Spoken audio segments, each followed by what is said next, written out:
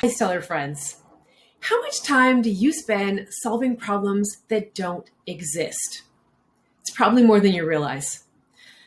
I woke today feeling tired and out of sorts from a dream that I had. Actually, it was more of a nightmare. In this dream, my passports, my credit cards, my driver's license, everything was stolen. And I was in a foreign country where I didn't speak the language.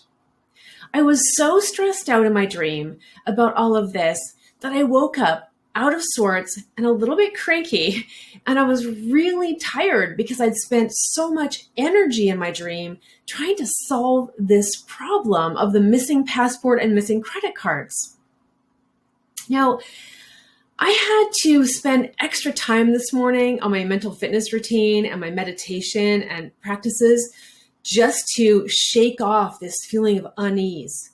And it was so interesting to me how my brain created this whole situation, and I had very real feelings of stress and disorientation from a completely unreal event.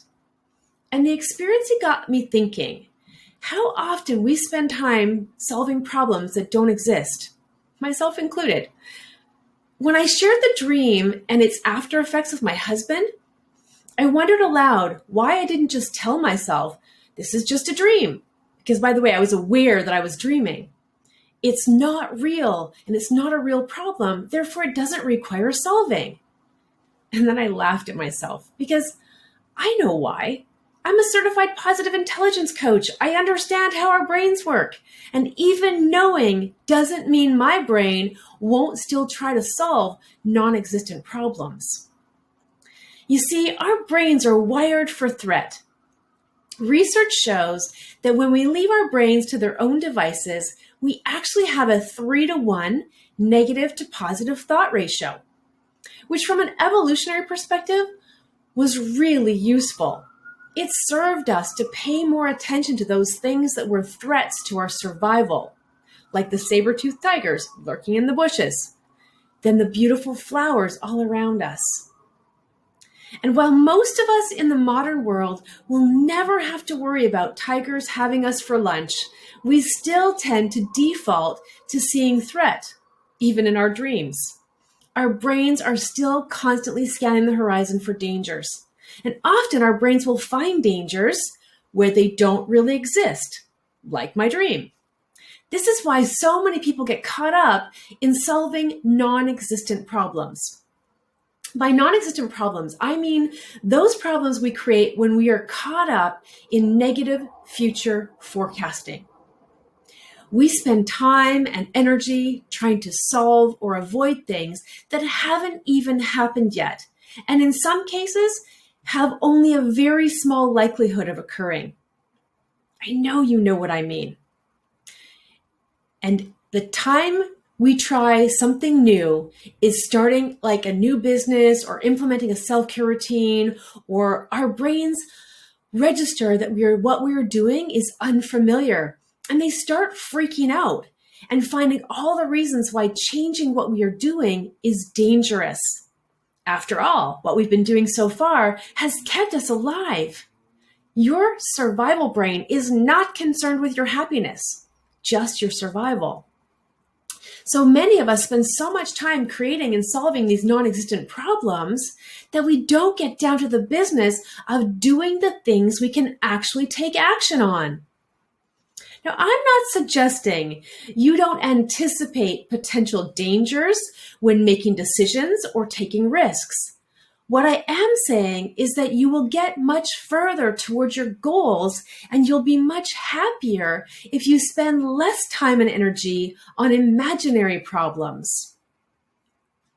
If you're ready to spend less time on imaginary problems and want to get to the business of moving the needle on what you want to have more of in your life, what you want to create, here are some questions you can ask yourself. Number one question. Well, hold on. These 3 questions, by the way, will help you determine if your problem you're trying to solve is real. So, number 1, can I do something about this right now? If the answer is yes, do it. If the answer is no, move on. Question number two, is this fear real? What is the real fear here, I mean? So in my case, it's fear of losing control in my dream. And the third question is this true? And then part two to the third question, am I sure? Am I absolutely sure this is true?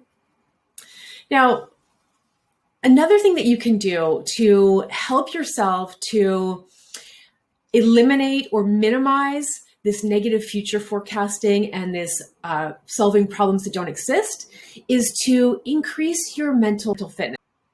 There are a lot of things you can do to increase your mental fitness.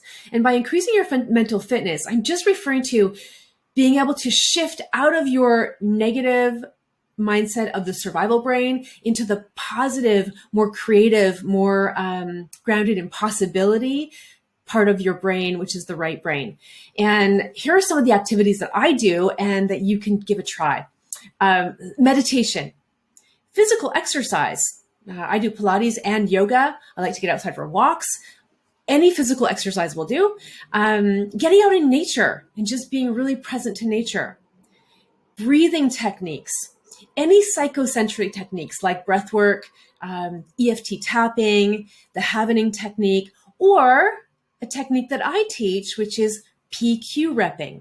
And PQ repping refers to building your positive intelligence quotient with these psychosensory techniques. And I'm going to teach you one of them right now. It's one of my favorites from the whole program is what I call finger yoga.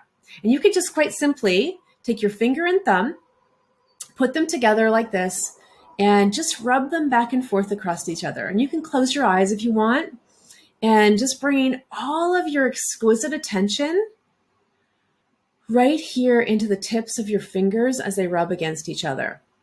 You want to just give just enough pressure that you can find the ridges of your fingerprints rubbing against each other. And just noticing the texture and the sensations as you rub your finger and thumb back and forth across each other. And as you bring all of your attention to the tip of your finger and thumb, you'll notice that you start to relax in your body and your breath. Just doing this for 10 seconds is enough to reset your parasympathetic nervous system. And so doing things like this before you're stressed out has the same effect. So breath work, taking 3 deep breaths, doing some finger yoga, anything like that will help you just to reset and practice not being in your survival mode. Because from that place, we can actually solve the problems that really do exist for us. Anyway, so if you want to learn more about positive intelligence and mental fitness, reach out to me through my website. I'll leave it in the comments below. I also have a link here with information about my positive intelligence mental fitness program that I am running. I run it a couple of times a year, so you can apply to be on the next intake. And if you have any questions, you can either email me directly or leave a message in the comment below. A comment in the comments below.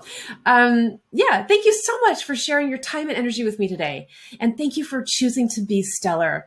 Because when you choose to be stellar, to solve problems that really exist and to be your best self, you'll inspire others to do the same. And together we will make this world stellar and make this world a better place for everyone.